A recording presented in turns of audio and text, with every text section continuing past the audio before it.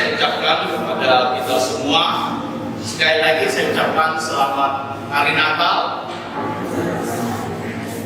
Sebelum ibadah kita mulai, bagi saudara-saudari yang membawa HP bisa dimatikan atau disilentkan dulu supaya tidak mengganggu ibadah kita semua. Mari kita memulai ibadah kita dengan pujian Tuhan berada di bait sucinya.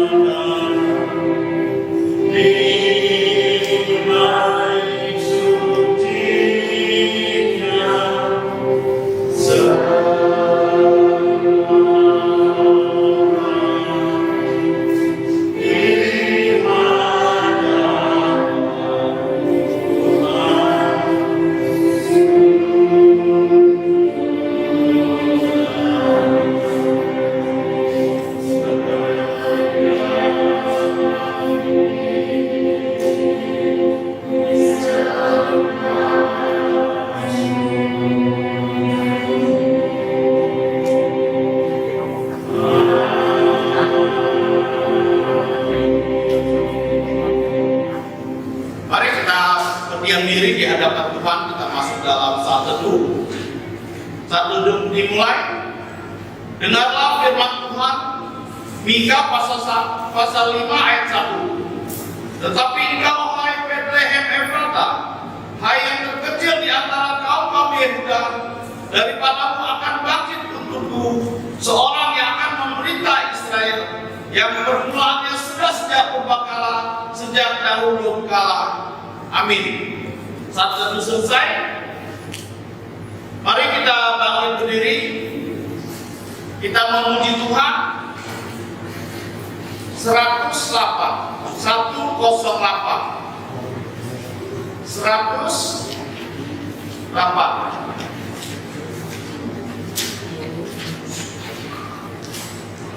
Hai, mari berhimpun. Amen.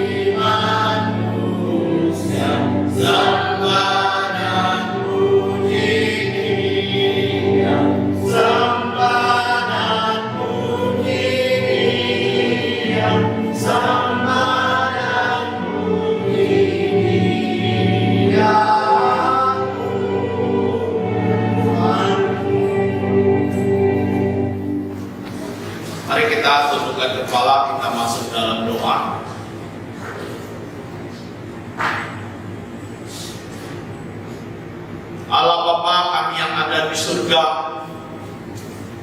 Allah yang mengasihi kami, yang mengutus putra-Mu Yesus Kristus 2000 tahun yang lalu lahir di Bethlehem.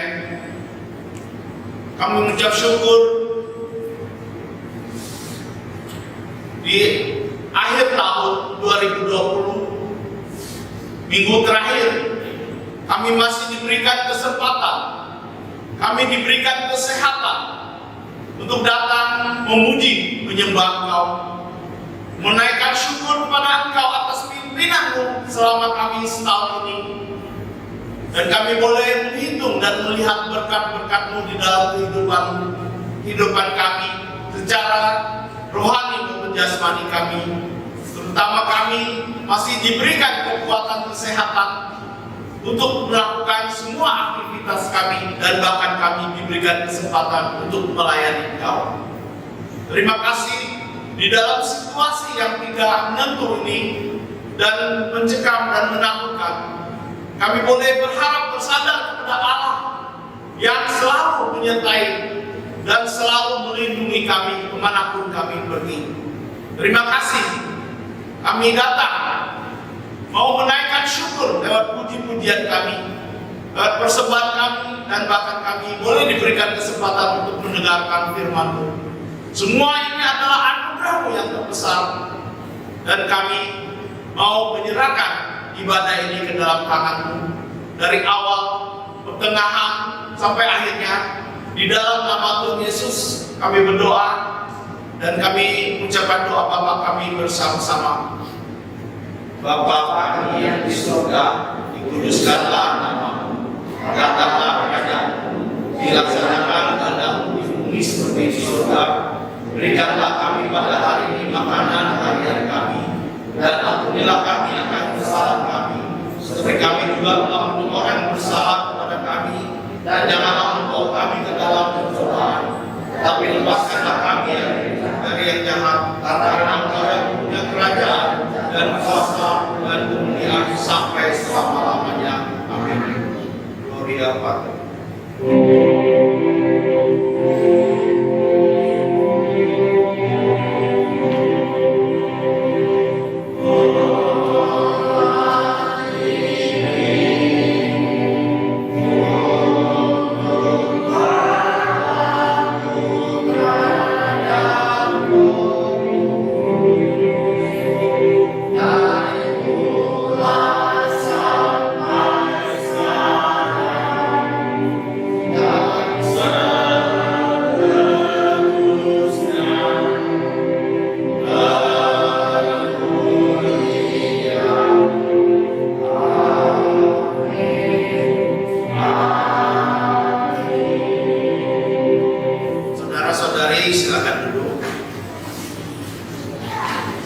Mari bersama-sama kita membuka Alkitab kita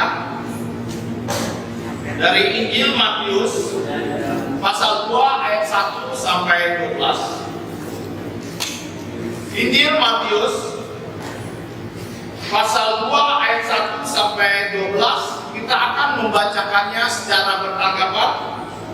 Saya akan membaca yang pertama dan saudara-saudari meneruskan dengan pembacaan ayat kedua. 3 ayat terakhir 10, 11, 12 kita akan baca bersama-sama. Saya akan mulai dari ayat pertama. Orang-orang Majus dari timur, sesudah Yesus dilahirkan di Bethlehem di tanah Yudea pada zaman Raja Herodes, datanglah orang-orang Majus dari timur ke Yerusalem dan bertanya-tanya, di manakah dia Raja orang Yahudi yang baru dilahirkan itu? Kami telah melihat bintangnya di timur, dan kami datang untuk menyembah Dia. Ketika Raja Herodes mendengar hal itu, terkejutlah ia berserta seluruh Yerusalem. Maka dikumpulkannya semua imam, kepala dan anggota bangsa Yahudi. Lalu dimintanya keterangan dari mereka di manakah Mesias akan dilahirkan. Mereka berkata kepadanya, di Bethlehem di tanah Yudea, karena demikianlah sudah ditulis dalam kitab Nabi. Dan engkau Bethlehem tanah Yudea Engkau sekali-sekali bukanlah yang kecil jasa mereka yang memerintahi Yuda, karena daripadamu akan bangkit seorang pemimpin yang akan mengembangkan umat Israel. Lalu dengan diam-diam Herodes memanggil orang-orang Majus itu dan dengan teliti bertanya kepada mereka di manakah bintang itu nampak. Kemudian dia menyuruh mereka ke Betlehem, katanya, pergilah dan singgah dan seksama hal-hal mengenai anak itu, dan segera kamu menemukan dia, kabarkanlah kepadaku supaya aku pun datang menyembah dia. Setelah mendengar kata-kata raja itu, berangkatlah mereka, dan lihatlah bintang yang mereka lihat di timur itu mendahului mereka hingga tiba berhenti di atas tempat di mana anak itu berada. Sama ketika mereka lihat bintang itu, sangat bersukacitalah mereka. Maka masuklah mereka ke dalam rumah itu dan melihat anak itu, Maria ibunya, lalu sujud menyembah dia. Mereka pun membuka tempat harta bendanya dan mempersembahkan persembahan kepadanya, yaitu emas, minyak, dan karena diperingatkan dalam mimpi supaya jangan kembali kepada Herodes, maka pulanglah mereka ke negeri melalui jalan lain. Ucap syukur atas pembacaan firman Tuhan. Kiranya membaca ini boleh membawa sukacita dan damai di dalam rumah jantung kita. Mari kita memuji Tuhan kembali, nomor 92. 92 hai malaikat dari surga.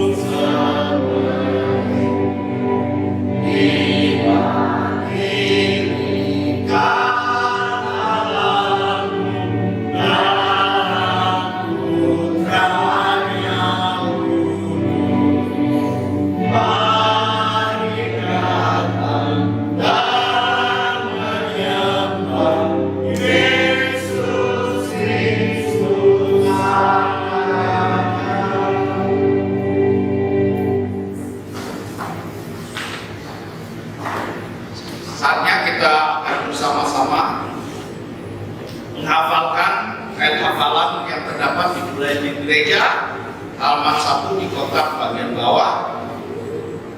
Kita akan coba dalam 3 kali 1, 2, 3. Matius pasal 2 ayat 6. Dan engkau Bethlehem tanah Yudea, engkau sekali-sekali bukannya yang terkecil di antara mereka yang memerintah Yehuda, karena darimu akan bangkit seorang pemimpin yang mengembalakan umat Israel. Sekali lagi, Matius pasal 2 ayat 6. Dan engkau Bethlehem tanah Yudea, engkau Yehuda, engkau sekali-sekali bukan yang terkecil di antara mereka yang memerintah Yehuda, karena daripadamu akan bangkit seorang pemimpin yang akan mengembalakan umat Israel. Yang terakhir, Matius pasal 2 ayat 6. Dan engkau Bethlehem tanah Yehuda, engkau sekali-sekali bukan yang terkecil di antara mereka yang memerintah Yehuda, karena daripadamu akan bangkit seorang pemimpin yang akan mengembalakan umat Israel. Kita akan kembali melihat warta gereja. Sebelumnya kita dapat melihat jadwal pelayanan di bulan Januari 2021. Bagi yang melayani Tuhan boleh, namanya ada terdaftar di sini, boleh mempersiapkan diri dan boleh datang lebih awal. Warta yang pertama, puji Tuhan di mana kita dituntun kebaktian keluarga kita masing-masing. Harap setiap kepala keluarga dapat memimpin kebaktian ini dengan mengajak seluruh keluarga menyembah Allah Tritunggal di dalam roh dan kebenaran. Yang kedua, mohon informasikan kepada semua saudara-saudari yang masih muda, yaitu berusia 60 ke bawah, dapat berkebaktian di gereja setiap minggu jam 10 pagi. Yang ketiga, puji Tuhan, gereja sudah mulai menyediakan pengajaran firman Tuhan untuk anak-anak sekolah minggu CMC. Beberapa video sudah diunggah ke YouTube. Harap para kepala keluarga menggunakan pengajaran firman untuk semua anak-anaknya. Yang keempat, Sekolah Kristen Kalvari membuka pendaftaran siswa-siswi baru tahun ajaran 2021-2022. Harap didoakan dan disebarkan, luaskan informasi ini. Yang kelima, puji Tuhan untuk kebaktian Natal di Gada PKK di Pos PI Sungai Raya Dalam dan Siantar telah dirayakan dengan penuh sukacita dan berkat rohani. Yang terakhir, apakah ada yang pertama kali hadir di ibadah hari ini? Kira tidak ada ya. Ucap syukur kepada Tuhan kalau kita boleh mengajak keluarga kita, sanak saudara kita yang belum percaya Tuhan Yesus, boleh mengenal Tuhan Yesus di tempat ini.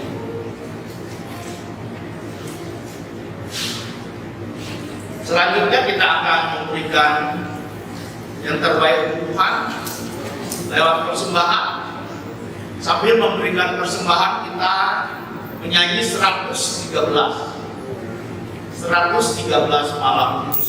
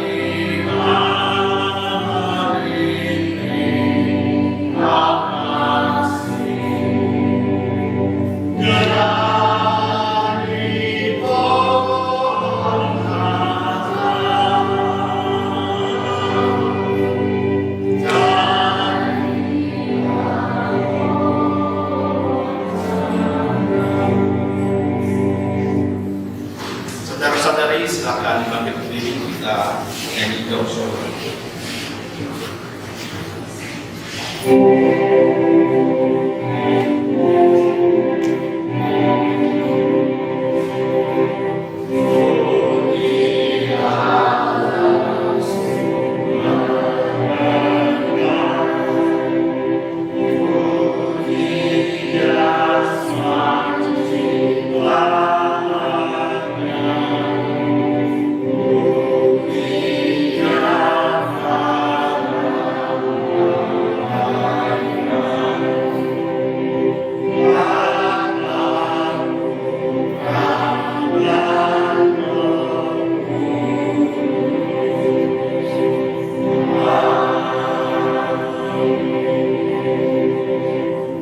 Sekali lagi kita masuk dalam doa.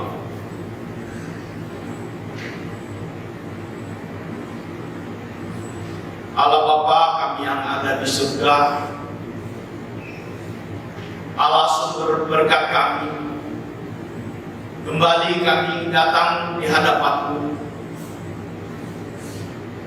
dengan puji dan syukur kami ke hadapan-Mu. Bila kami mengingat siapakah kami manusia ini, Engkau begitu mengasihi kami, peduli atas hidup kami, yang sudah memimpin kami di sepanjang tahun ini, memberikan kami damai sukacita, dan memberikan kami kekuatan kesehatan, dan berkat-berkat rohani maupun jasmani yang sudah Engkau berikan kepada kami. Oleh karena itu di pagi hari ini, kami kembali datang di hadapan-Mu. Dengan rasa syukur kami kembalikan berkat-berkat-Mu sebagian lewat persembahan kami. Kiranya Engkau menerima persembahan kami, dan bahkan Engkau memakai persembahan kami untuk memperluas kerajaan-Mu, supaya banyak orang mengenal Tuhan Yesus Putra yang sudah Engkau utus ke dunia 2000 tahun yang lalu. Terima kasih, dan Engkau memakai hidup kami menjadi korban yang hidup, dan mempersembahkan hidup kami menjadi Alkitab yang terbuka dimanapun kami berada, sehingga mereka dapat membaca dan melihat bahwa kami adalah orang-orang yang percaya Tuhan Yesus, dan hidup kami berjalan sesuai dengan kebenaran firman-Mu, sehingga orang dapat mengenal kami dan mengenal Tuhan Yesus lewat kami. Terima kasih untuk persembahan yang sudah kami berikan. Kami ucap syukur dalam nama Tuhan Yesus. Kami berdoa dan ucap syukur. Amin. Saya akan duduk.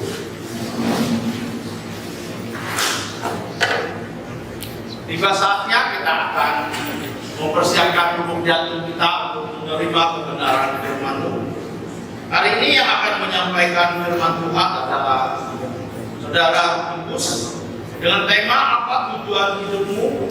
Belajar dari kehidupan orang Majus. Sebelumnya akan dipimpin oleh Gembala Sidang untuk doa gembala. Waktu dan tempat kami persilakan.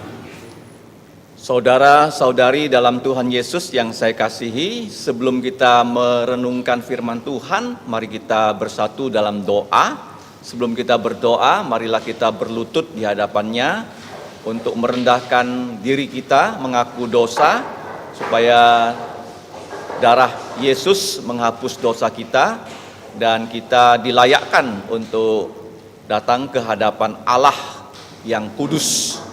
Mari kita berdoa.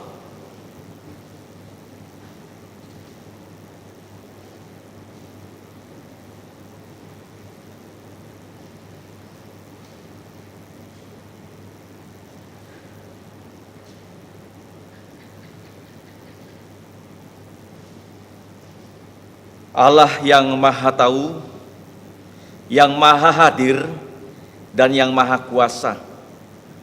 Allah yang telah menciptakan langit dan bumi dan segala isinya. Bahkan kami manusia telah Engkau ciptakan sesuai dengan gambar dan rupa-Mu. Tetapi kami manusia sudah ditipu oleh iblis, yaitu penghulu malaikat-Mu yang sudah memberontak kepada Engkau di Taman Eden. Nenek moyang kami, Adam dan Hawa, yang sebelumnya telah menikmati hidup yang paling sempurna, yang paling bahagia di Taman Eden. Mereka sudah dibohongi oleh iblis yang menjanjikan janji-janji palsu kepada Adam dan Hawa.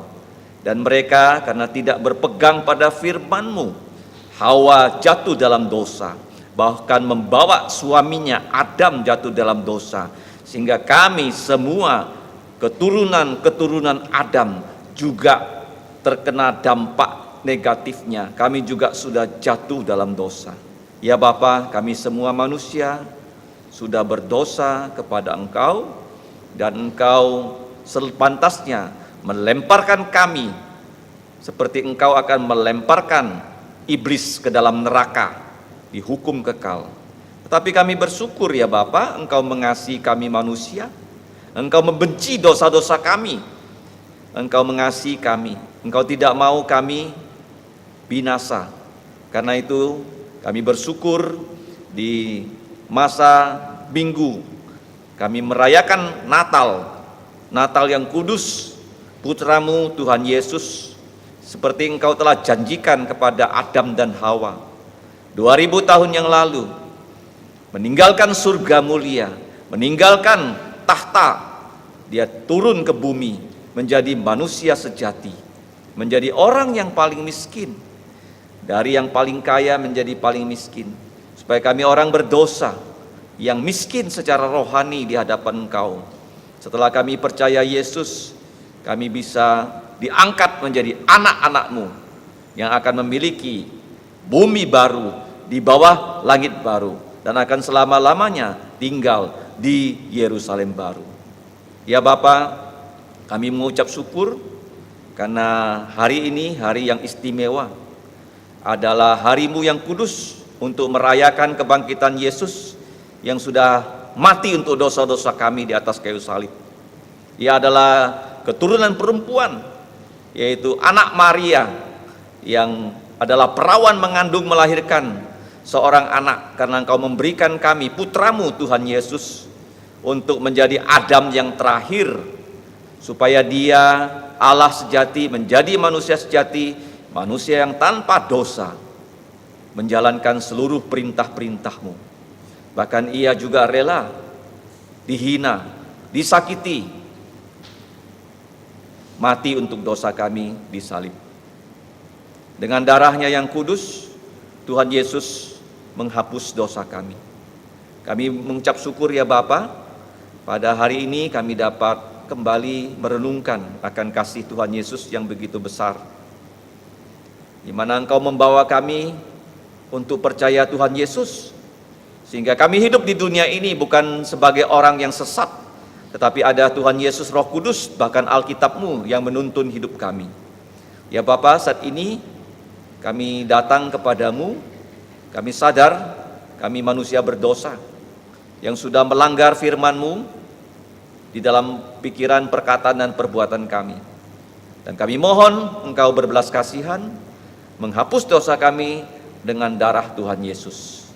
Ya Bapa, kami juga bersyukur bahwa Tuhan Yesus bukan hanya mati, Dia dikuburkan dan Dia dibangkitkan pada hari Minggu, sehingga kami sesuai dengan firman-Mu, Engkau telah mengumpulkan kami ke rumah-Mu pada hari Minggu. Ini adalah berkat-Mu yang paling besar untuk manusia selama di muka bumi, di mana pada hari Minggu kami bisa datang ke rumah-Mu bersama-sama semua orang yang sudah Engkau beli dengan darah Yesus untuk menyembah Engkau dalam roh dan kebenaran. Ya Bapa, kami mengucap syukur untuk tahun Tuhan Yesus 2020, di mana Engkau memelihara kami hari lepas hari, minggu lepas minggu, bulan lepas bulan, dan pada minggu depan, kalau Engkau izinkan, kalau Tuhan Yesus belum datang kedua kali, kami akan memasuki tahun Tuhan Yesus 2020. Semakin hari, semakin dekat kedatangan Yesus kedua kali. Kami mohon ya Bapa, kiranya kami sebagai individu, sebagai gereja-Mu, dapat bersaksi kepada keluarga-keluarga kami, kawan-kawan kami, siapapun yang kami temui, tentang Tuhan Yesus. Tidak ada lagi yang lain yang kami beritakan kecuali Tuhan Yesus. Ya Bapa, kami mohon Engkau berbelas kasihan untuk keluarga kami yang belum percaya, supaya mereka bisa percaya Yesus. Juga untuk keluarga kami yang sedang sakit, jasmani Engkau sembuhkan penyakit mereka, karena Engkau adalah Yehova Rafa. Segala penyakit dapat Engkau sembuhkan. Dan kami berdoa dalam nama Yesus untuk mereka yang jatuh sakit dalam masa pandemik ini. Mohon ya Bapa, sembuhkanlah mereka. Dan yang teristimewa, mereka yang sakit rohani, karena sudah lama tidak datang berkebaktian. Di rumah pun mereka tidak berkebaktian. Berbelas kasihanlah pada mereka Bapa. Mulai dari anak-anak kecil sampai orang yang berusia lanjut. Kiranya Bapa, firman-Mu mengunjungi mereka agar mereka bisa kembali kepada Engkau, lebih dekat hidup mereka kepada Engkau. Ya Bapa, saat ini kami mau berdoa untuk gereja-Mu ini. Kami mengucap syukur untuk semua kebaktian-kebaktian Natal yang sudah berlangsung dengan aman. Mulai dari tanggal 24 di Gada PKK ini, tanggal 25 di Siantan, dan kemarin sore juga di Gada PKK. Semua kebaktian Natal sudah selesai kami langsungkan. Kiranya video-video yang sudah disediakan di YouTube dapat ditonton oleh mereka yang belum merayakan kebaktian Natal. Dan mereka juga bisa mendengarkan tentang Tuhan Yesus, bahwa Tuhan Yesus satu-satunya juru selamat dunia. Pakailah ya Bapa media komunikasi ini untuk memperkenalkan Tuhan Yesus, supaya lebih banyak lagi orang-orang di Indonesia yang percaya Tuhan Yesus melalui pelayanan ini. Ya Bapak, kami juga mau berdoa saat ini untuk semua anak-anak-Mu, mereka yang masih kecil di rumah, yang belum sekolah, yang masih bayi, yang masih batita, balita, bahkan mereka yang sudah di TK sampai bangku SLTA. Pimpinlah mereka untuk bersekolah secara daring, agar pada semester yang mendatang mereka lebih bersemangat walaupun sekolah masih belum bisa tatap muka. Ya Bapak, kami juga berdoa untuk anak-anak-Mu yang bekerja, yang keluar masuk, banyak bertemu dengan orang dalam pekerjaan mereka. Lindungilah kami semua dari virus COVID-19, agar kami tetap sehat dan bisa melayani Engkau. Ya Bapak, kami juga berdoa untuk keluarga kami yang merantau. Kami bersyukur Engkau memberikan kesempatan pada mereka untuk berkehidupan di tempat lain. Tetapi kami tahu bahwa mereka, kalau di tempat yang mereka pergi itu tidak ke gereja, itu adalah suatu hal yang tidak berkenan pada Engkau. Kami mohon semua keluarga kami yang merantau kemanapun mereka pada hari Minggu akan datang ke rumah-Mu untuk menyembah Engkau dalam roh dan kebenaran. Problem apapun yang mereka hadapi di perantauan, mohon kiranya Engkau menyertai mereka. Yang paling penting, Roh-Mu yang kudus memimpin mereka setiap hari membaca firman-Mu, berdoa, dan menjadi saksi Tuhan Yesus yang baik. Ya Bapak, kami juga bersyukur untuk gereja-Mu ini yang sudah melayani di banyak tempat. Kami mohon agar gereja-Mu ini Engkau pakai membuka sebanyak-banyaknya gereja-gereja. Bukan hanya di Kalimantan, di Indonesia ada belasan ribu pulau, di mana tempat-tempat yang banyak penduduknya, kiranya Engkau pakai gereja-Mu ini untuk mengabarkan Injil Tuhan Yesus. Karena itulah yang Tuhan Yesus pesankan kepada para rasul, orang percaya, sebelum Ia naik ke sorga dengan amanat agung. Kiranya Bapa, kami yang masih kecil tidak punya apa-apa di hadapan manusia, tetapi kalau kami mau mengikuti perintah Yesus seperti Yusuf orang miskin, tetapi Engkau memerintahkan dia membawa Yesus ke Mesir. Dia diberi emas oleh orang Majus sehingga dia bisa hidup ya, selama beberapa tahun di luar negeri. Kami juga percaya Bapa akan janji-Mu kepada gereja-Mu ini. Engkau akan memberikan kami sumber daya sehingga kami bisa ya, mengabarkan Injil, memberitakan Injil, membuka gereja supaya lebih banyak orang di dunia ini yang bisa percaya Yesus, yang tidak binasa tetapi diselamatkan oleh Tuhan Yesus. Ya Bapa, kami juga mau berdoa untuk bangsa negara Indonesia. Kami berdoa untuk Presiden dengan Kabinet Indonesia Maju yang baru saja di reshuffle. Kiranya menteri-menteri yang baru ditunjuk bisa menjalankan tugas berdasarkan takut pada Engkau. Kami juga berdoa ya Bapa untuk pemberitaan Injil mulai dari Irian sampai Aceh, kiranya lebih banyak lagi orang-orang di Indonesia yang percaya pada Tuhan Yesus. Ya Bapa, sekarang kami mau mendengarkan firman-Mu. Engkau membuka mata rohani kami, karena hanya di dalam firman-Mu lah semua problema kehidupan kami bisa terjawab. Kalau kami mau mendengarkan firman-Mu seperti Maria yang duduk dengan tenang di kaki Tuhan Yesus, maka kami akan menemukan berkat-Mu yang terbesar dalam kehidupan kami. Kiranya Engkau memakai saudara Rudi sebagai pembawa firman, dan kami yang mendengarkan firman bisa menyimaknya dengan seksama, bisa menyimpannya, bisa merenungkannya, bisa menjalankannya, bahkan memberitakannya untuk kemuliaan nama-Mu Bapa, nama Putra-Mu, dan nama Roh Kudus. Demikianlah ya Bapa, doa kami hanya di dalam nama Tuhan Yesus. Kami berdoa dan bersyukur. Amin. Silakan duduk. Selamat pagi, saudara-saudara kasih dalam Tuhan. Kita sungguh bersyukur pada hari ini kita dapat berjumpa kembali. Kita berkebaktian pada minggu terakhir tahun Tuhan 2020. Saya mau mengutip sebuah syair lagu. Syairnya begini: hari berganti hari, seolah waktu akan berlari. Dan saya menambahkan, apa yang akan terjadi, pasti terjadi. Ini semua karena kehendak dari Bapa Surgawi. Jadi, waktu yang berlalu tidak akan pernah kembali kepada kita. Tetapi kita harus menjadikan waktu yang telah berlalu itu sebagai pelajaran yang berharga dalam kehidupan kita. Sebagai pelajaran rohani yang baik untuk kita. Nah, di dalam Alkitab dicatat, Allah tidak pernah mengembalikan waktu kembali, tetapi Allah pernah menghentikan waktu. Nah, kapan itu? Kalau kita mau lihat, kalau kita membaca dalam kitab Yosua pasal 10 ayat 12 sampai 14, di mana waktu itu Allah menghentikan waktu untuk sementara. Pada waktu Yosua memimpin orang Israel merebut Yerusalem dan terjadi pertempuran di dekat Gibeon. Kalau kita mau baca dalam Yosua pasal yang ke-10 ayat 12 sampai 14, saya akan membacakan untuk kita semua. Lalu Yosua berbicara kepada Tuhan pada hari itu, menyerahkan orang Amori itu kepada orang-orang Israel. Ia berkata di hadapan orang Israel, matahari, berhentilah di atas Gibeon, dan engkau bulan di atas lembah Ayalon. Maka berhentilah matahari dan bulan pun tidak bergerak, sampai bangsa itu membalaskan dendamnya kepada musuhnya. Jadi kalau kita melihat di sini, Allah pernah menghentikan waktu, tetapi Allah tidak akan mengembalikan waktu. Jadi kalau ada orang yang mengatakan seandainya waktu bisa kembali, itu nggak bisa.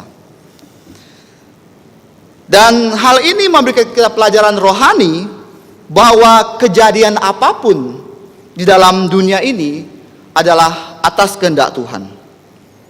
Dan karena Tuhan berdaulat atas semua yang sudah di dalam dunia ini. Nah, banyak kejadian yang tidak pernah kita bayangkan di dalam tahun ini, 2020. Seperti yang kita tahu bahwa keadaan dunia begitu mencekam saat ini. COVID-19 begitu luar biasa. Saya mendengar dari rekan-rekan hamba Tuhan, keluarganya kena, bahkan artis pun kena, ya, tidak memandang bulu. Dan saya melihat data statistik dunia bahwa kurang lebih ada 1 juta lebih manusia yang meninggal karena COVID ini. Dan kalau kita melihat perubahan-perubahan gaya hidup baru, apa yang berubah dari kita sekarang? Kita semua pakai masker, bukan? Ya, lalu kita membawa hand sanitizer, harus jaga jarak dan lain sebagainya. Dan juga kalau kita melihat ekonomi dunia yang berubah, ekonomi dunia yang begitu kacau, ya, banyak orang kehilangan pekerjaan. Saya mendapat kabar dari teman saya yang ada di Hong Kong, dia mengatakan, ya, banyak migran ya, yang bekerja di daerah Hong Kong, yang tidak punya uang untuk menyewa tempat tinggal, sehingga mereka harus tinggal di tempat yang tidak layak untuk mereka. Nah, keadaan dunia, kalau kita membayangkan keadaan dunia seperti ini, sangat ngeri, bukan? Begitu ngeri, ya. Kita kadang-kadang kita was-was. Apakah pada saat kita berpergian ke tempat orang lain atau kita kemana-mana, apakah kita akan terjangkit seperti itu? Nah, oleh karena itu, saudara-saudara kita kasih dalam Tuhan, sebagai orang Kristen, sebagai orang yang percaya Tuhan Yesus, kita harus mempunyai tujuan hidup surgawi. Hari ini kita akan belajar dari kehidupan dari orang Majus. Ya, bagaimana tujuan hidup mereka. Dan hari ini kita juga harus bertanya, apa tujuan hidup kita dalam hidup ini? Walaupun kita masih hidup dalam dunia ini, ya, dunia ini bukanlah tempat kita. Dunia ini hanyalah sementara. Nah, orang Kristen harus mempunyai tujuan hidup yang surgawi, tujuan hidup yang rohani, tujuan hidup yang bersifat kekal. Karena dunia ini hanya sementara, saudara-saudariku yang sekalian dalam Tuhan. Apa yang engkau miliki saat ini bukanlah milikmu selamanya. Tetapi kalau kita mempunyai tujuan hidup surgawi, kita memandang ke atas, memandang kepada Tuhan, memandang kepada kekekalan, maka hidup kita saat ini tidak sia-sia. Tujuan hidup itu penting, saudara-saudara, agar kehidupan kita fokus. Ya, sesuatu hal yang tidak mempunyai tujuan akan membuat hidup kita terombang-ambing, mudah terpengaruh, mudah berubah. Saya tadi mendengar, semalam saya berbicara dengan Bu Cuy, saya mendengar dia mengatakan bahwa hati seorang perempuan itu seperti cuaca, katanya, bisa berubah. Ya, memang betul, apalagi orang yang tidak percaya Tuhan Yesus, mudah berubah.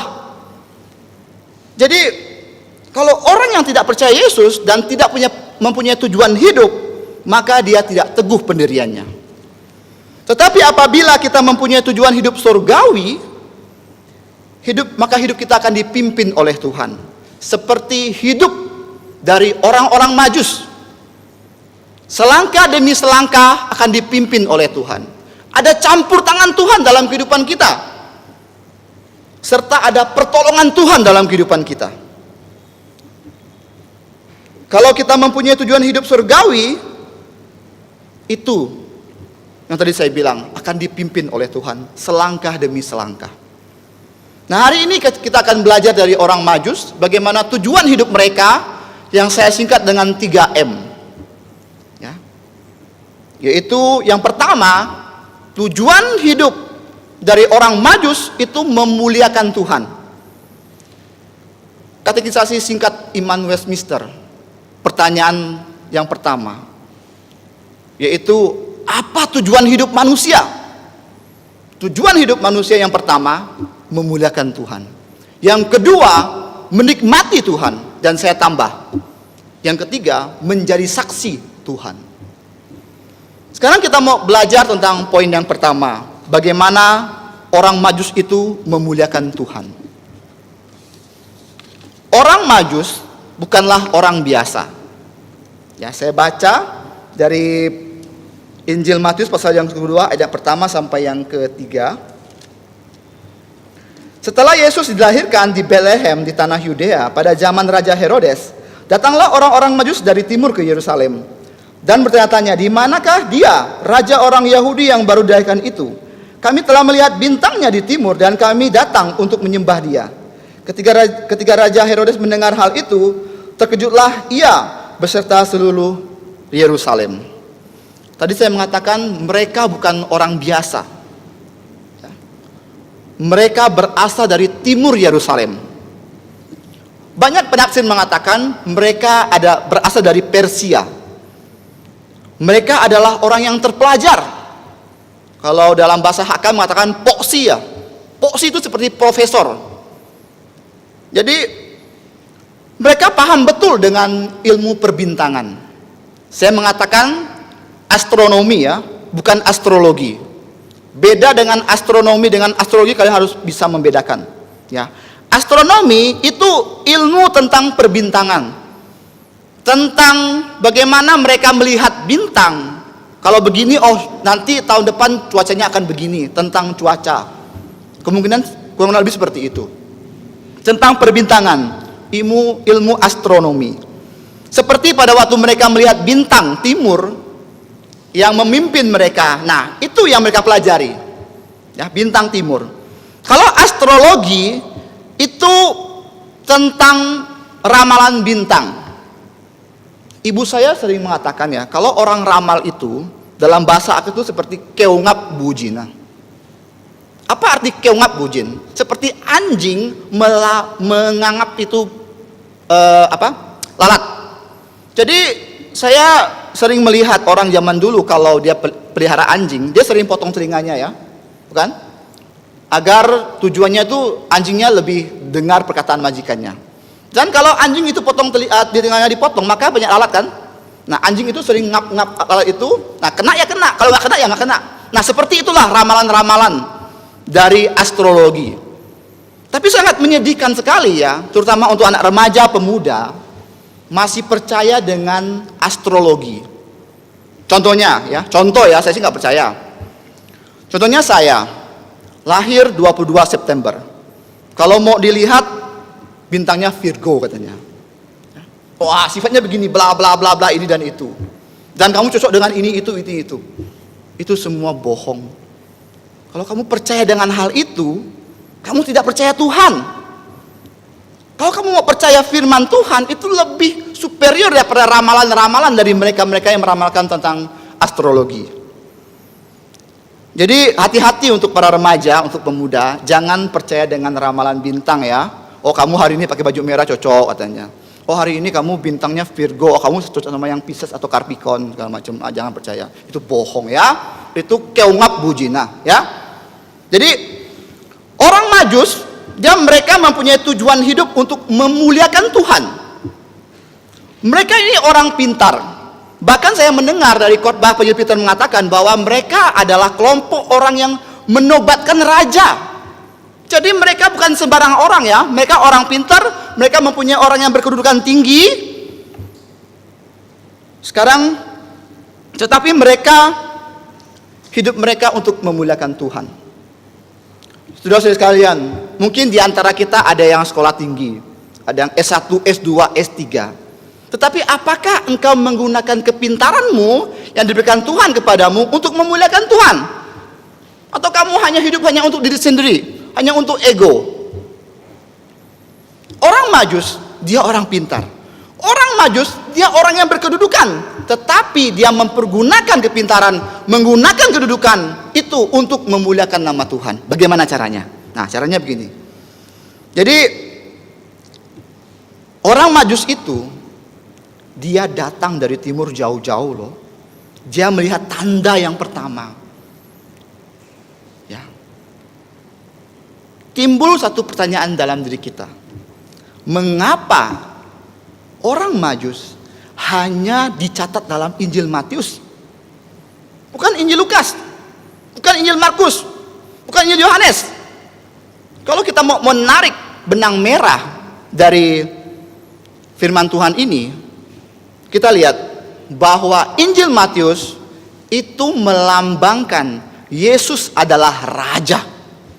Kalau kita membaca dari Injil Matius, di situ dikatakan, inilah silsilah Yesus Kristus, putra Daud dulu, baru putra Abraham. Jadi dari silsilah raja dulu. Oleh karena itu orang Majus datang ke Yerusalem untuk melihat raja orang Israel. Jadi firman Tuhan itu dicatat, bukan sembarangan ya. Itu semuanya ada linknya, semuanya ada pengajaran rohaninya, pengajaran penting untuk kita semua. Jadi saat kita membaca firman Tuhan, kita coba mengerti kenapa Injil Matius mencatat orang Majus, kenapa di Lukas tidak ada. Ini penting untuk kita semua ya. Jadi kalau kita melihat orang Majus ini bukan orang sembarangan, mereka mencari raja yang baru lahir. Dan mereka dengan kepintaran mereka, dengan kedudukan mereka, harta benda mereka, mereka memuliakan nama Tuhan. Ayat yang pertama dari Injil Matius pasal 2 ayat 1. Sesudah Yesus dilahirkan di Bethlehem tanah Yudea pada zaman Raja Herodes, datanglah orang-orang Majus dari timur ke Yerusalem. Nah, orang Majus berangkat dari timur, jauh dari Yerusalem.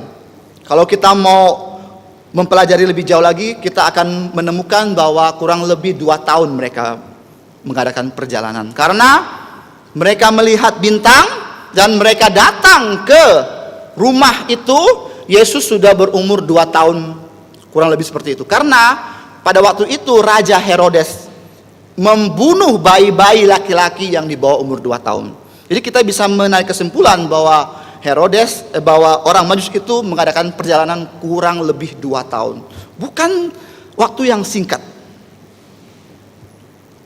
Mereka harus berkorban. Perjalanan panjang. Zaman dulu ya, kalau mau perjalanan bukan kayak sekarang. Pakai Traveloka, langsung ada tiket. Nggak bisa. Harus persiapan, bekal, orang-orang, dan lain sebagainya. Tidak mudah untuk orang Majus, mereka berangkat dari timur Yerusalem ke Yerusalem. Perlu persiapan yang banyak. Apalagi dikatakan firman Tuhan mengatakan mereka membawa persembahan, membawa emas, membawa kemenyan, membawa mur. Penuh kehati-hatian. Jadi orang Majus ini ya memuliakan Tuhan dengan mempersembahkan waktu mereka. Mereka mengorbankan waktu mereka. Sepertinya sia-sia, tapi tidak. Mereka mempunyai kedudukan yang tinggi. Mereka orang pintar. Kenapa mereka harus menghabiskan waktu mereka selama 2 tahun itu untuk datang ke Yerusalem? Kenapa? Karena mereka mencari kemuliaan Tuhan. Tujuan hidup mereka memuliakan Tuhan, bukan memuliakan diri sendiri. Engkau boleh pintar, engkau boleh pandai, engkau boleh mempunyai kedudukan yang tinggi. Tetapi kalau tujuan hidup saudara hanya untuk diri sendiri, untuk membanggakan diri sendiri, tak ada guna. Tujuan hidup kita untuk memuliakan Tuhan. Seperti orang Majus, rela memberikan waktu untuk datang ke Yerusalem jauh-jauh menyembah Tuhan. Sama seperti kalian sekarang. Saudara-saudara sekarang sama. Rela memberikan waktu kalian pada hari Minggu untuk datang menyembah Tuhan. Persiapkan dengan baik. Malam jangan tidur malam-malam, biar nanti ke gereja nggak ngantuk. Kan seperti itu. Persiapkan waktu dengan baik. Rela mengorbankan waktu kalian. Kalau orang bisnis ya, hari Minggu itu paling enak loh. Paling anhochona, orang Hakka bilang. Karena banyak orang yang libur kan, datang belanja kan. Apalagi orang yang pakai berusaha dalam travel. Wah, paling enak, banyak orang yang sewa travel, sewa mobil untuk kita bawa mereka ke jalan-jalan, itu paling enak. Tetapi orang Kristen gimana? Rela memberikan waktu mereka untuk datang menyembah Tuhan. Dan jangan takut, kalau engkau rela mempersembahkan waktu kalian kepada Tuhan, Tuhan akan membalaskan dengan berlimpah-limpah yang tidak pernah kita bayangkan. Orang Majus rela memberikan waktu untuk Tuhan, dan dia mendapatkan keselamatan. Dia bertemu dengan Yesus, dia memuliakan Tuhan. Nah, itulah imbalan yang terbesar dalam hidup kita. Kalau kita rela memberikan waktu kita kepada Tuhan, kita percaya kepada Tuhan Yesus, kekekalan di surga. Apa bandingnya dengan dunia? Dunia nggak seberapa. Di surga luar biasa, puji Tuhan, kekal selama-lamanya, ceria kata Pak Peter, sukacita di surga. Ingat, dunianya sementara. Jadi orang Majus rela, dia bukan hanya mengorbankan waktu mereka atau memuliakan Tuhan dengan waktu mereka, dia memuliakan Tuhan dengan kepintaran mereka, dengan ilmu pengetahuan mereka. Mereka meneliti tentang bintang itu untuk mereka sampai ke Yerusalem. Tadi saya mengatakan mungkin di antara kita ada yang S1, S2, S3. Kalau kepintaran kamu hanya untuk kamu sendiri, tak berguna. Kepintaran kamu pakai untuk memuliakan nama Tuhan, itu yang baru markotop. Top markotop kata orang bilang sekarang. Dan kita lihat di sini mereka juga mempersembahkan harta mereka. Mereka rela bawa jauh-jauh emas, kemenyan dan mur. Itu bukan barang murah loh. Sekarang apa yang kita persembahkan sama Tuhan? Kamu orang kaya, misalnya. Kita orang kaya, kita orang berduit. Kalau uang kamu pegang kuat-kuat, kamu nggak mau mempersembahkan untuk Tuhan, untuk memuliakan nama Tuhan, itu bukan uang kamu. Nanti kamu meninggal, kamu nggak akan bawa sampai mati. Bukan? Kalau uang kamu pakai untuk kemuliaan nama Tuhan, pekerjaan Tuhan, maka kita akan mendapat upah besar di surga. Jangan pelit-pelit sama Tuhan. Harus berani. Dan lihat, Tuhan akan memberikan yang terbaik. Dalam perpuluhan, Tuhan mengatakan, ujilah aku kalau engkau memberikan perpuluhan. Di Alkitab tidak pernah dikatakan Tuhan menyuruh kita uji dia. Tapi dalam Alkitab, dalam Malaki mengatakan, Tuhan meminta kita menguji dia kalau kita memberikan perpuluhan. Ini adalah rahasia kalau orang mau sukses. Kalau engkau memberikan perpuluhan, kamu jangan takut kamu kekurangan. Pasti akan ada lebih. Jadi kita lihat di sini mereka mempersembahkan harta mereka, rela untuk memuliakan nama Tuhan. Dan kalau kita melihat ayat 2 dan 3, mereka berani berkorban nyawa. Bertemu dengan seorang raja dan mengatakan bahwa akan ada raja yang lahir, itu resiko buat orang Majus. Misalnya kita ketemu dengan Pak Jokowi, kita bilang, Pak Jokowi, nanti kamu ada orang yang gantikan loh. Sebentar lagi, kamu diancam lah, kamu terancam nyawa kamu kan? Orang Majus ini rela mengorbankan nyawa mereka. Ketemu dengan Herodes, belum tentu Herodes senang kan? Bisa-bisa mereka dipenggal kepalanya. Dan satu hal lagi, mereka rela berkorban nyawa, mereka menempuh risiko membawa emas, kemenyan dan mur. Kalau di tengah jalan mereka dirampok kan mati. Jadi gimana? Mereka rela mengorbankan nyawa. Jadi Tuhan Yesus mengatakan dalam Injil Matius pasal 26, mari kita membuka. Injil Matius pasal 26 ayat 24 sampai 26. Matius 26.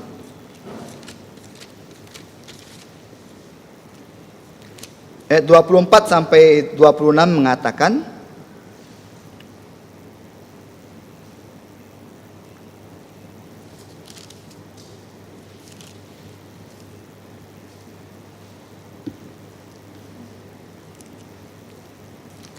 Matius 26 ya, ayat 24 sampai 26 mengatakan, Putra manusia memang akan pergi sesuai dengan yang ditulis tentang dia. Tetapi celakalah orang yang olehnya Putra manusia itu diserahkan. Adakah lebih baik bagi orang itu sekiranya ia tidak dilahirkan? Yudas yang hendak menyerahkan dia itu menjawab katanya, bukan aku ya Rabi. Kata Yesus kepadanya, engkau telah mengatakannya. Nah, Yudas di sini dia tidak berani mengorbankan nyawa dia. Dia takut. Dia lebih mementingkan nyawa dia. Dia menjual Tuhan Yesus. Orang Majus dia berani mengorbankan nyawa, sedangkan Yudas nggak berani, dia takut. Dia takut miskin. Yesus mengatakan, untuk apalah kita mempunyai harta sedunia tapi kita kehilangan nyawa. Lebih baik kita kehilangan nyawa tapi kita mempunyai Tuhan Yesus. Ini yang dilakukan oleh orang Majus. Mereka mempunyai tujuan hidup, yaitu mereka memuliakan Allah. Yang kedua, mereka menikmati Allah. Bagaimana mereka menikmati Allah? Kalau kita membaca dari ayat yang keempat sampai ke-8, maka dikumpulkannyalah semua imam kepala dan ahli Taurat bangsa Yahudi, lalu memintanya keterangan dari mereka di mana Mesias yang akan dilahirkan. Mereka berkata kepadanya, di Bethlehem tanah Yudea, karena demikianlah sudah ditulis dalam kitab Nabi. Ayat yang ke-6, Dan engkau Bethlehem, tanah Yehuda, engkau sekali-kali bukanlah yang terkecil di antara mereka yang memerintah Yehuda. Karena dari mula akan bangkit seorang pemimpin yang akan mengembalakan umatku Israel. Lalu dengan diam-diam Herodes memanggil orang-orang Majus itu dan dengan teliti bertanya kepada mereka bila mana bintang itu nampak. Kemudian ia menyuruh mereka ke Bethlehem, katanya, pergi dan selidikilah dengan seksama hal-hal mengenai anak itu, dan segera sesudah kamu menemukan dia, kabarkanlah kepadaku supaya aku pun datang menyembah dia. Nah, poin yang kedua, kita menikmati Allah. Adam dan Hawa waktu ciptakan oleh Allah, mereka menikmati Allah. Mereka dihadapkan kepada suasana yang begitu enak. Mereka nggak disuruh kerja sama Tuhan untuk makan, tetapi buah-buahan itu sudah tumbuh. Tuhan sudah menyediakan untuk mereka. Mereka sangat menikmati Allah. Dan Adam diberikan pendamping hidup, Hawa yang sepadan. Adam nggak perlu bekerja, bisa makan. Tetapi pada saat itu mereka jatuh dalam dosa. Hawa berdosa, Adam berdosa. Mereka tidak dapat menikmati Allah lagi. Mereka harus bersusah payah. Mereka harus menanam. Hawa harus sakit melahirkan. Mereka nggak bisa menikmati lagi kehidupan mereka. Dan mereka harus melihat pembunuhan, yaitu putra sulung mereka membunuh Habel, putra adiknya, adik dari Kain. Mereka harus melihat sesuatu yang tidak enak dipandang. Mereka harus merasakan suasana hati yang begitu susah. Mereka tidak menikmati Allah, tetapi Tuhan memberikan kenikmatan yang sesungguhnya kepada mereka, yaitu ada solusi untuk mereka. Mereka harus percaya kepada janji dari Allah yang diberikan Allah kepada mereka dalam kitab Kejadian 3:15, yaitu keturunan dari Hawa yang akan mengerucut kepada keturunan perawan muda, yaitu Maria. Mereka harus percaya kepada anak dari seorang perawan, baru mereka mendapatkan keselamatan, baru mereka bisa menikmati Allah lagi. Jadi tujuan hidup kita itu untuk memuliakan Allah, yang kedua untuk menikmati Allah.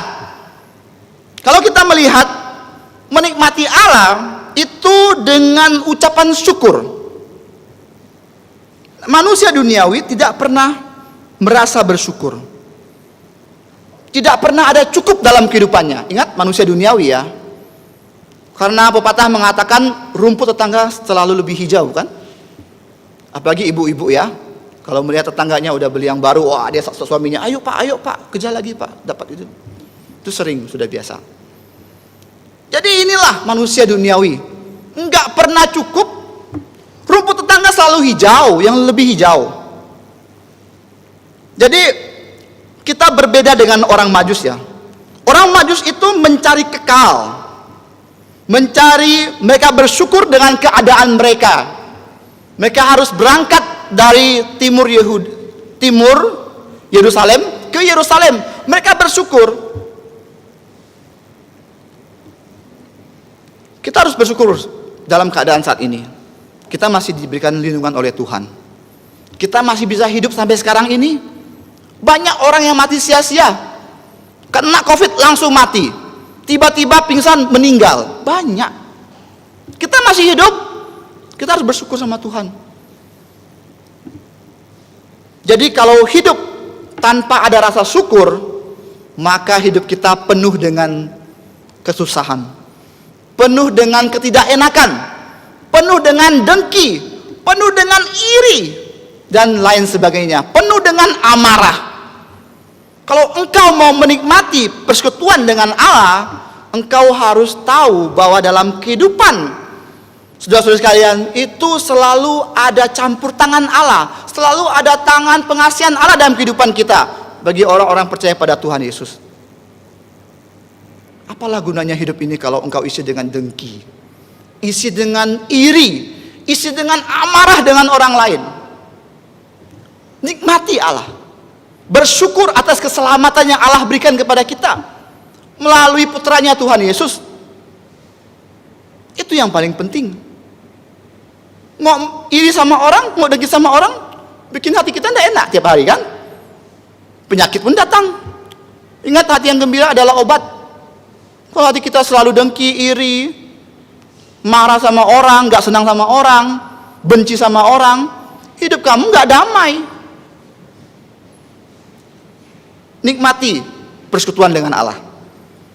Jadi penuh dengan rasa syukur. Nah, orang Majus dihadapkan dengan suasana yang mengejutkan. Mereka harus bertemu dengan Raja Herodes. Mungkin mereka bertemu dengan para imam, ahli Taurat. Mereka merasa kok kaget ya, wah ketemu dengan orang-orang begini, kenapa nih, ada apa ini? Kenapa Tuhan memimpin orang Majus ketemu dengan mereka? Ada apa ini? Tetapi orang Majus menikmati dengan apa yang sudah Allah tentukan dalam kehidupan mereka. Dia enjoy aja.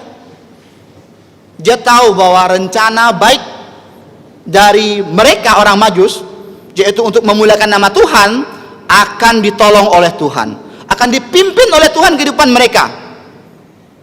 Apa pelajaran rohani untuk kita? Kalau engkau mempunyai niat baik untuk Tuhan, engkau akan dipimpin oleh Tuhan, engkau akan ditolong oleh Tuhan.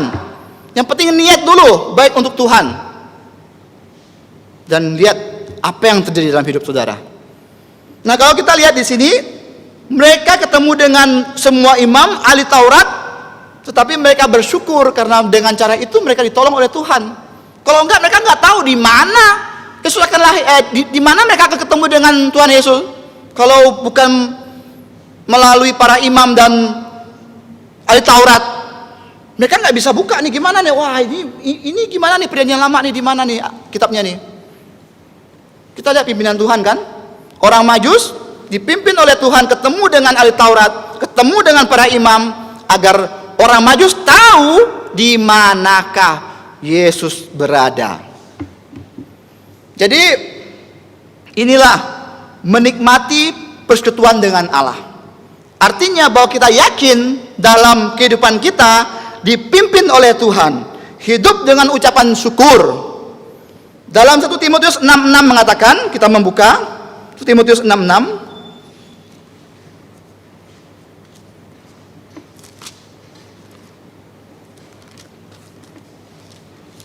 Timotius pasal 6 ayat 6 mengatakan di sini, memang ibadah itu kalau disertai dengan rasa cukup memberi keuntungan besar. Jadi kita ibadah, kita mencari kemuliaan nama Tuhan, kita bersekutu dengan Tuhan dengan rasa cukup, itu keuntungan besar dalam kehidupan kita semua. Mungkin dalam kehidupan kita nggak jadi orang kaya, mungkin dalam kehidupan kita nggak pernah dapat untung 1 miliar, tapi kalau kita saleh, kita memuliakan nama Tuhan, percaya pada Yesus dengan ucapan syukur, maka keuntungan besar, artinya keuntungan di sorga yang berkali-kali lipat, ribuan kali lipat dibandingkan dunia. Dunia dari ubinnya dari keramik, tapi di sorga kita mengatakan dari emas. Bandingkan kalau kita mau dikasih rasio, jauh berbeda, bisa 1:1000. Yang poin yang kedua, bagian B, yaitu menikmati persekutuan dengan manusia. Nah, dalam kehidupan kita akan dipertemukan dengan orang-orang yang beragam. Ada orang percaya, ada orang tak percaya. Pola pikir mereka berbeda dengan kita. Bahkan kita akan dipertemukan dengan orang-orang yang menyebalkan dalam kehidupan kita, yang tidak senang dengan kita, dan kita nggak setuju dengan mereka. Kita akan dipertemukan dengan orang-orang seperti itu. Pasti nggak ada yang manusia yang hidup selalu ketemu dengan orang yang baik sama dia. Pasti ada orang yang memusuhi dia kan. Sebaik apapun kamu hidup dengan orang lain, pasti akan ada orang yang nggak senang sama kamu. Betul kan? Jadi kita lihat di sini, sangat sulit sekali memahami jalan pikiran orang lainnya. Jadi kita harus menikmati. Kalau ada orang yang benci sama kita, kita nikmati saja. Jangan kita simpan dalam hati, bikin tak enak hati kan. Jadi 16 tahun yang lalu, saya dipertemukan dengan seorang gadis dan saya menikah dengan dia. Dan berbeda karakter dengan saya. Sangat beda. Walaupun dia anak bungsu, saya anak bungsu, tetapi berbeda karakter. Dan kami sering berdebat karena pemahaman atau pandangan yang berbeda itu biasa ya. Kalau suami istri itu berdebat itu biasa. Dan pada waktu berdebat, setelah itu dia tidur dan saya pandang wajahnya, saya dalam hati mengatakan, ya Tuhan, kan perempuan ini yang Kau tempatkan di sisi saya menyebalkan sekali Tuhan. Sangat menyebalkan. Tapi ada maksud Tuhan untuk kita. Apa maksudnya? Saat ini saya baru merasakan maksud Tuhan untuk saya. Menggembleng saya. Dulu saya nggak bisa bersahabat dengan orang. Dulu saya nggak bisa berkawan dengan orang. Saya orang yang paling sombong. Dengan menikah dengan almarhumah, saya mempunyai kebiasaan untuk ngobrol dengan orang, untuk beramah tamah dengan orang. Nah, itulah niat baik Tuhan. Jadi kalau ya kita bertemu dengan orang yang menyebalkan atau berselisih paham dengan kita, kita nikmati, bersyukur. Ada nilai positif dalam kehidupan kita. Itulah tujuan hidup kita. Kita bukannya benci, bukannya iri, bukannya mendendam, jangan. Nah, kita lihat ya, di sini orang Majus ya, dia kaget dengan Herodes. Kenapa Herodes memanggil mereka diam-diam untuk memberitahukan tempatnya? Padahal pada waktu orang Majus datang ke Yerusalem itu gempar seluruh Yerusalem kan? Kenapa hasilnya harus diam-diam? Orang Majus dia kaget pasti. Tetapi orang Majus tidak banyak ngomong. Dia paham ya, dia ikut aja dengan pimpinan Tuhan. Dan kita lihat Tuhan menolong mereka kan? Gimana? Tuhan berbicara mereka lewat mimpi agar tidak kembali kepada Herodes. Herodes pura-pura mau menyembah Tuhan Yesus, tetapi sebenarnya Herodes mau membunuh Tuhan Yesus. Jadi inilah, ya kita akan dipertemukan dengan orang-orang yang aneh-aneh lah. Jadi kita harus menikmati persekutuan. Bukan hanya dengan Allah, tetapi menikmati persekutuan dengan manusia itu sendiri. Yang ketiga, tujuan hidup kita adalah menjadi saksi. Jadi yang pertama, menikmati Allah. Yang pertama, memuliakan Allah. Yang kedua, menikmati Allah, menikmati persekutuan dengan Allah, dan juga menikmati persekutuan dengan sesama manusia. Yang ketiga, menjadi saksi Allah. Ayat yang ke-9 sampai yang ke-12. Saya akan bacakan untuk kita semua. Matius pasal 2 ayat 9 sampai ayat 12. Setelah mendengar kata-kata raja itu, berangkatlah mereka, dan lihatlah, bintang yang mereka lihat di timur itu mendahului mereka hingga tiba dan berhenti di atas tempat di mana anak itu berada. Ketika mereka melihat bintang itu, sangat bersukacitalah mereka.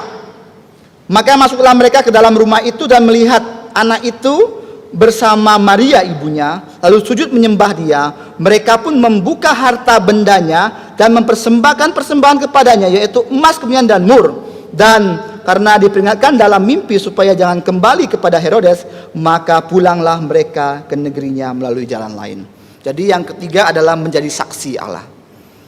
Nah, setelah orang Majus mendengarkan perkataan Herodes, mereka berangkat ke tempat di mana Herodes mengatakan hal itu, yaitu di Betlehem Efrata. Tetapi mereka nggak tahu tepatnya di mana. Tetapi sukacita luar biasa. Orang Majus sudah bersaksi di hadapan Herodes. Orang Majus sudah bersaksi di hadapan para imam dan ahli Taurat juga para imam, dan bersaksi kepada seluruh Yerusalem. Dan sekarang kita lihat pimpinan Tuhan dalam kehidupan mereka, dipimpin oleh bintang. Orang Israel pada waktu mereka keluar dari Mesir, mereka dipimpin oleh tiang awan. Mereka dipimpin oleh tiang api yang dari Tuhan. Dan juga melindungi mereka dari panas, dari dingin. Kalau kita menjadi saksi Tuhan, kita akan dipimpin oleh Tuhan. Tahap demi tahap. seperti orang Majus. Orang Majus kenapa ke Yerusalem? Karena kemungkinan bintang itu nggak nampak lagi sama mereka. Di Yerusalem mereka lihat, woi, makanya itu mereka bertanya kepada Raja Herodes. Tetapi pada waktu mereka berangkat lagi ke Bethlehem Efrata, mereka melihat bintang itu memimpin mereka kembali. Dan kita lihat apa yang terjadi. Mereka bersukacita. Kalau kita mau bersaksi untuk Tuhan, mengabarkan Injil kepada orang-orang yang belum percaya, kalau orang itu percaya, kita akan bersukacita luar biasa. Oleh karena itu ya, di dalam pelayanan, kalau kita tidak pernah bersaksi untuk Tuhan, di dalam kehidupan kita sebagai orang Kristen, kita tidak pernah bersaksi untuk Tuhan, tanda tanya besar untuk kita semua. Apakah kita sungguh-sungguh percaya Tuhan Yesus? Karena Tuhan Yesus memberikan perintah kepada kita menjadi saksi untuk Dia. Di Yerusalem, Yudea, Samaria, dan ujung bumi. Kalau kita orang Kristen hanya di keluarga saja, nggak berani ngomong sama orang lain tentang Tuhan Yesus. Pertanyaan besar, kamu kerdil di tempat kamu sendiri. Ngomong, bersaksi. Kalau memang nggak pandai ngomong, hidupmu yang bersaksi sama orang lain. Jadi contoh yang baik. Orang Majus bersaksi. Dan mereka sangat bersukacita mereka melihat bintang, dan mereka pasti menceritakan kesaksian pimpinan bintang kepada Yusuf dan Maria. Pasti mereka bercerita tentang, oh kenapa saya kesini ketemu dengan kalian. Mereka bersaksi kepada Yusuf dan Maria, walaupun Yusuf dan Maria sudah orang percaya. Dengan kesaksian kita sesama orang percaya, itu bisa menguatkan iman kita, bukan? Jangan kita bilang, oh saya ini sudah pendeta, kamu gak perlu saksi di depan saya sudah tahu. Kalau kita saling bersaksi, kita saling memperkuat iman, bukan? Oh ternyata Tuhan berbuat demikian ke dalam kehidupanmu, puji Tuhan. Itulah gunanya. Bersaksi untuk orang tidak percaya, kabarkan Tuhan Yesus kepada dia. Bersaksi untuk percaya, kabarkan tentang bagaimana Tuhan memimpin hidup kamu. Saling menguatkan. Itu yang penting. Orang Majus menguatkan Maria dan Yusuf. Dan orang Majus memberikan persembahan kepada Maria dan Yusuf. Bagaimana nanti persembahan itu akan dipakai oleh Yusuf untuk menyingkir ke Mesir. Untuk jadi pengungsi ke Mesir. Kalau dia nggak ada persembahan emas, kemenyan dan mur, mungkin Yusuf kan orang miskin, mana ada duit untuk pindah-pindah atau mengadakan perjalanan yang jauh-jauh, bawa anak lagi. Tapi karena orang Majus bersaksi kepada Maria dan Yusuf dan mempersembahkan persembahan kepada mereka, maka kehendak Tuhan terjadi. Maka rencana Tuhan akan terjadi. Sebentar lagi kita akan memasuki tahun 2021. Dan hitungan hari kita akan meninggalkan tahun 2022. Pertanyaan untuk kita semua, apakah tujuan hidupmu di tahun depan? Apakah engkau masih hidup dengan manusia lamamu? Apakah engkau masih mau hidup dengan kedanginganmu? Atau tujuan hidupmu memuliakan Tuhan? Atau tujuan hidupmu menikmati Tuhan? Atau tujuan hidupmu menjadi saksi Tuhan? Apakah kita masih mau hidup untuk diri kita sendiri? Hiduplah untuk Tuhan. Dan Tuhan akan memberkati hidupmu. Dan Tuhan akan memimpin hidupmu langkah demi langkah. Jangan takut. Jangan pernah kecewa dengan manusia. Jangan pernah kecewa dengan Tuhan. Manusia akan membuat kita kecewa, tapi Tuhan tidak akan pernah mengecewakan kita. Kalau tujuan hidup kita benar, memuliakan Tuhan, menikmati Tuhan, menjadi saksi Tuhan, maka hidupmu tidak akan sia-sia. Rasul Paulus, pada waktu dia belum bertobat, tujuan hidupnya hanya untuk menyenangkan diri dia sendiri, untuk menangkap orang-orang Kristen, memenjarakan orang-orang Kristen. Tetapi pada waktu dia ketemu dengan Tuhan Yesus, maka tujuan hidupnya berubah. Apa tujuan hidupnya? memuliakan nama Tuhan, menikmati pelayanan dan menjadi saksi pelayanan untuk pekerjaan Tuhan Yesus. Pertanyaan sekali lagi, apa tujuan hidupmu? Tahun depan harus lebih baik daripada tahun ini. Tahun depan harus lebih memuliakan Tuhan. Tahun depan harus lebih menikmati Tuhan. Tahun depan harus lebih menjadi saksi Tuhan. Semoga Tuhan menolong kita semua. Untuk doa penutup dan juga waktu selanjutnya saya serahkan kepada Pak Gembala.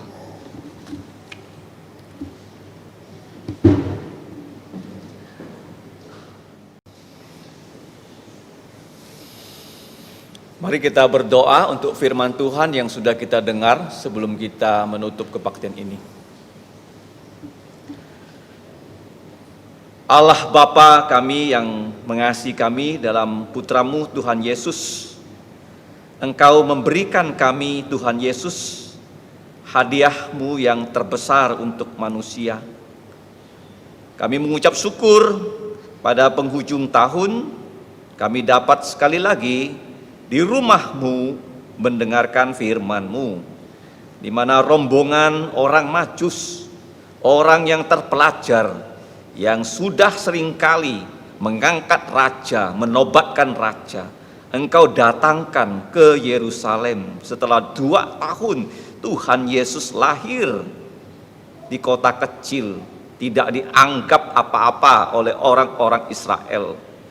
Kami mengucap syukur karena orang Majus melihat bintang sebagai wahyu umum-Mu, menuntun mereka tiba di Yerusalem. Mereka kira raja kekal itu lahir di istana, dan mereka datang ke istana. Tetapi ya Bapa, mereka dipertemukan dengan orang-orang yang selevel mereka, raja, tua-tua, ahli Taurat, imam-imam kepala yang satu level dengan mereka. Maka gemparlah Yerusalem, sehingga semua orang kaget karena raja yang baru lahir atas kehendak-Mu bukan lahir di istana, tapi lahir di dalam kandang.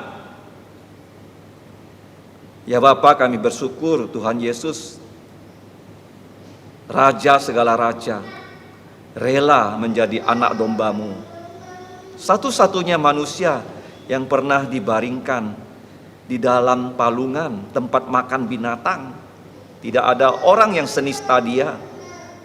Kami bersyukur Bapa, Dia lahir di pemerintahan superpower terakhir, yaitu Roma. Dia lahir di pemerintahan terakhir, Dia juga mati di pemerintahan yang terakhir, yang superpower. Kami bersyukur Bapa, melalui kesaksian orang Majus yang dituntun oleh wahyu umum, akhirnya mereka dituntun oleh wahyu kudus, yaitu wahyu yang khusus, kitab Mika, bahwa Yesus lahir di kota Bethlehem. Kemudian bintang menuntun mereka tiba di rumah, bertemu dengan Tuhan Yesus.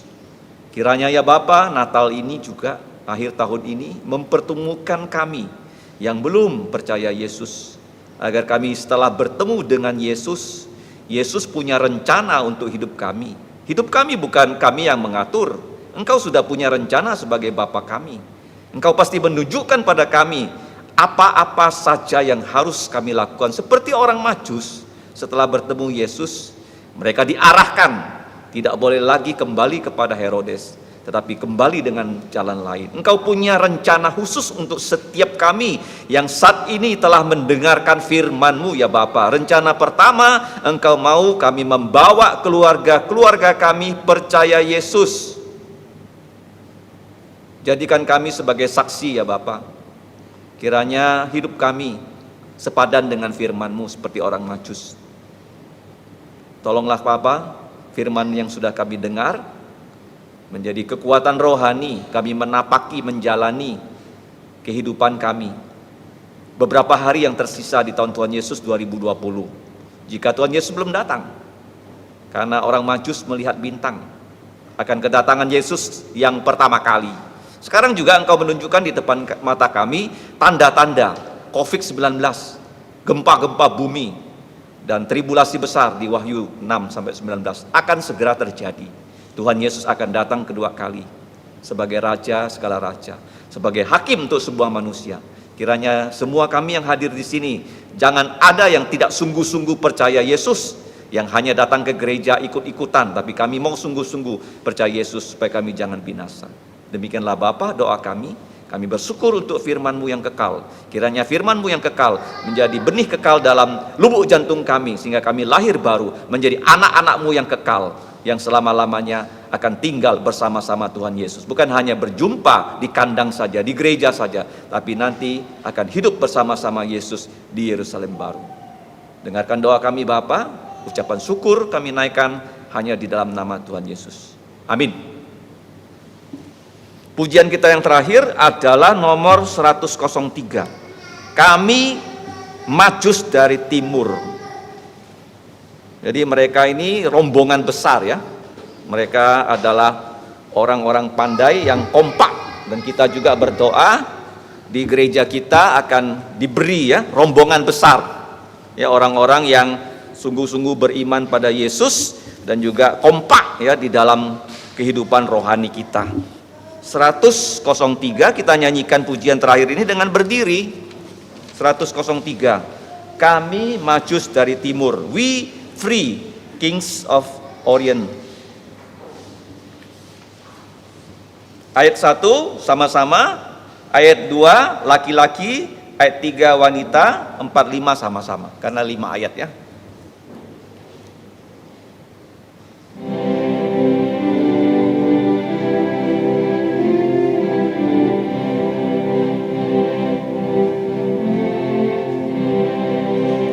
Kami Majus dari Timur, datang cari Raja benar. Lewat gurun lembah gunung dipimpin bintangnya. Oh bintang timur yang cerah, bintang Raja mulia, dan memimpin langkah kami sampai jumpa terangnya. Kaum Adam, Kahir Raja damai baka, Masku bawa kepadanya. Dia memerintah umatnya sampai selamanya. Oh bintang timur yang cerah, bintang Raja mulia, dan memimpin langkah kami sampai jumpa terangnya. Kamu Hawa.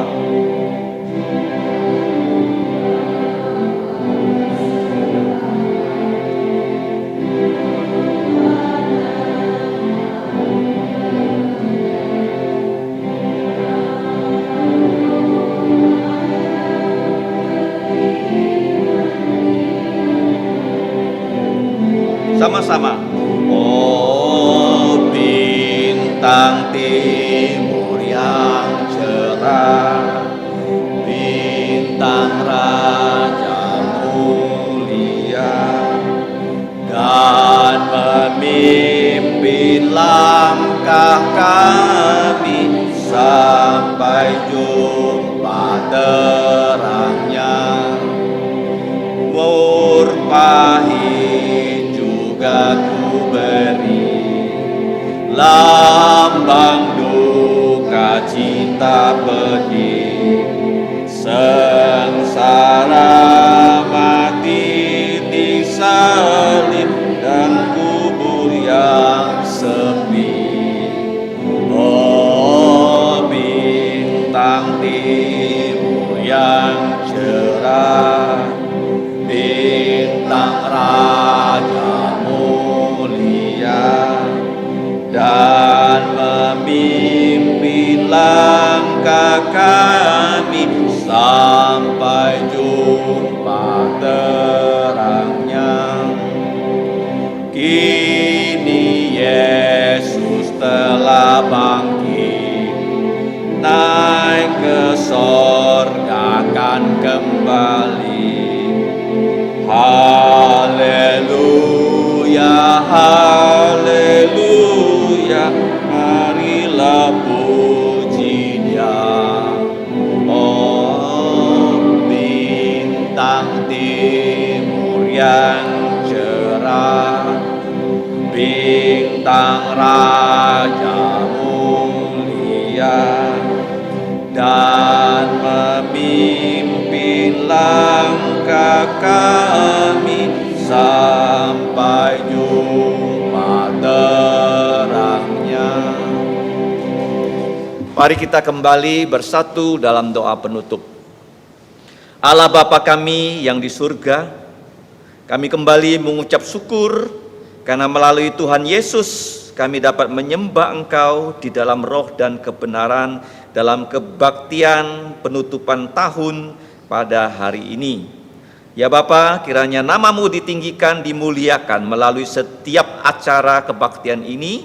Puji-pujian kami, persembahan kami, pembacaan firman, penghafalan firman, dan juga doa-doa kami. Kiranya Engkau menerimanya, dan kami percaya ya Bapa, dari rumah doa ini Engkau akan menjawab doa-doa kami untuk menyelamatkan keluarga kami yang belum percaya Yesus, supaya mereka jangan binasa, tetapi Engkau berikan hidup yang kekal. Ya Bapa, kami sebentar lagi akan berpisah dari ruang kebaktian ini. Kami akan kembali ke rumah kami masing-masing. Tolonglah kami semua Bapa, karena yang datang kebaktian pada hari ini ada yang masih bayi, yang masih kecil, dan juga kami yang masih muda dan yang sudah berusia lanjut. Kiranya Engkau memakai kami ya Bapa dalam kehidupan kami sehari-hari menjadi saksi dari Tuhan Yesus. Dan Engkau juga menjauhkan kami dari segala yang jahat. Dan Engkau akan memimpin kami untuk melakukan tugas-tugas-Mu seperti orang-orang Majus yang terus melakukan tugas-tugas-Mu. Ya Bapa, kami percaya sesuai dengan firman-Mu, Engkau akan melindungi kami supaya kami tidak tersandung. Tetapi kami diberi pengharapan untuk selalu menantikan kedatangan Tuhan Yesus kedua kali yang sudah di ambang pintu, di mana tanda-tandanya sudah kami baca dalam Alkitab dan kami saksikan sedang terjadi di muka bumi ini.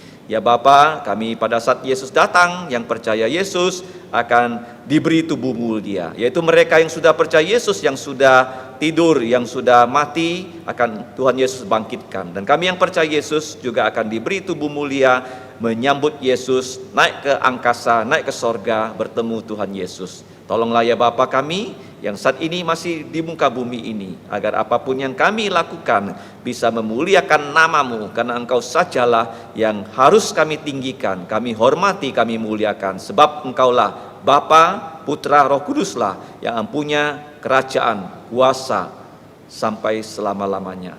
Dalam nama Yesus kami berdoa dan bersyukur. Amin. Amin. Amin.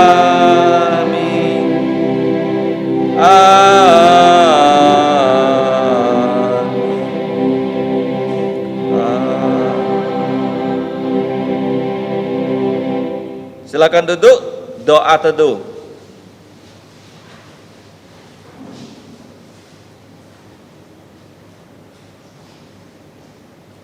Tuhanmu memberkatimu dan melindungimu.